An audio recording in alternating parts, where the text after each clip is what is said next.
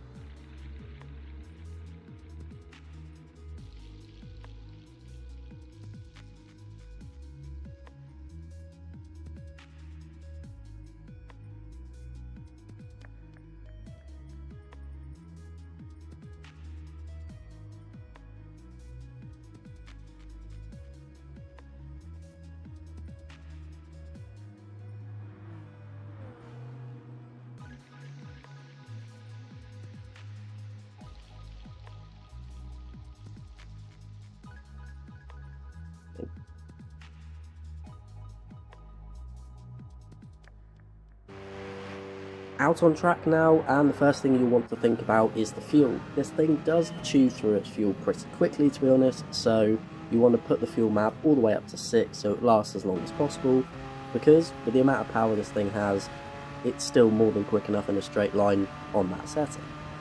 As you'll see on the straight, we're hitting almost 200 miles an hour, so speed in a straight line is not a bother. And to be honest, neither really are the corners. With this setup it has a slight understeer bias, but that allows you to be pretty consistent with it, and the tyre wear isn't too bad either. The only real thing that people might struggle with is the braking, which is what people would struggle with the standard 959 especially, because the rear does get a little light. This setup does help, but you still need to be a little bit careful if you're turning while you're braking, but you can also use that to your advantage if you trail brake in and get the rear to come around through a corner. But as you can see here, by the end of lap 1 we're closing in on the leaders already, and on the second lap we pass them with no problems. Which now leaves us to concentrate on the fuel and the pit strategy. Now normally the inclement weather starts to come in at the end of the second lap, and I kind of needed to make a pit stop there for fuel reasons. Of course this isn't the most fuel efficient thing, but if you were managing it from the start you could eke 3 laps out of a fuel tank. But this time I didn't. Normally it lends itself though that when you need to come in to change tyres you'll need fuel anyway, and because it's such a small tank it barely takes any extra pit time. It really is no worry though, it's just as good in the wet as it is in the dry, the 4-wheel drive. It just tracks straight and true, and you're all good. It's plenty fast enough to deal with it all. So all that's left to do is just keep plodding along to the end. This was a 7-lap race for me, but in this case a 6-lap race for the AI, because the timer had run out when I was on my 7th lap, but no one else had caught that far. So just cross the line and enjoy your 825,000 credits.